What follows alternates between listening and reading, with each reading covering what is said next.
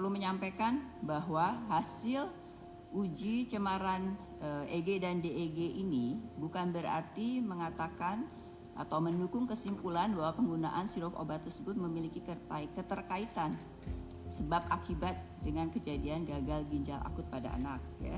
Karena tugas kami untuk mengsampel dan menguji dan menunjukkan bukti mana yang memenuhi standar sebagai aman dan mana yang melebihi standar sebagai tidak aman sehingga harus dilakukan penarikan dan sebagainya.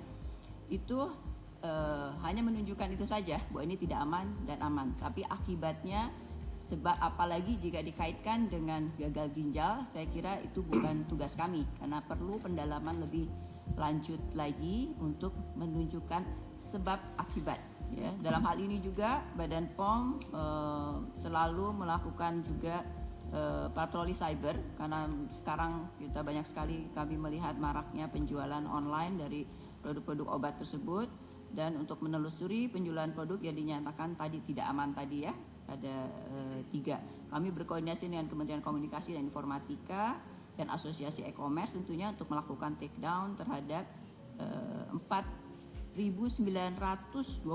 link yang teridentifikasi melakukan penjualan sirup obat dan dinyatakan tidak aman tersebut, ya, dan akan segera di take down juga. Dari 136 sirup obat terdaftar di Badan POM tidak menggunakan 4 larut tersebut: propilen glikol, polyethylene glikol, sorbitol, dan atau glycerin glycerol, sehingga aman sepanjang digunakan sesuai aturan pakai. Kemudian dari 102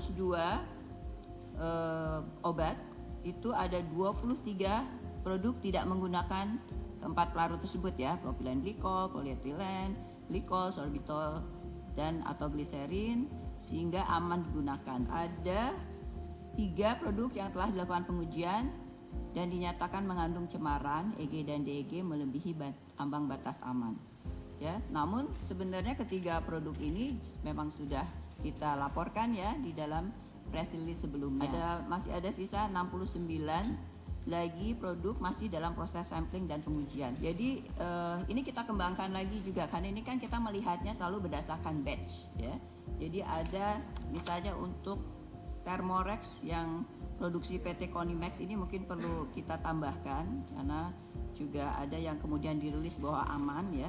Ini Thermorex sirup obat demam untuk produksi PT Konimax ini sebelumnya dinyatakan tidak aman, tapi kemudian kita kembangkan lagi dengan melihat mensampel dan menguji dari batch-batch yang lain, ya, dari lokasi peredaran, ya, atau tempat ini, ya, stok, ya, dari lokasi yang berbeda, tempat sampel yang berbeda, ya, dan waktu produksi yang berbeda di batch yang berbeda, ternyata aman, ya. Jadi kemudian tentunya tindak lanjut dari hasil ini adalah disesuaikan. Jadi penarikan hanya untuk batch tertentu, ya.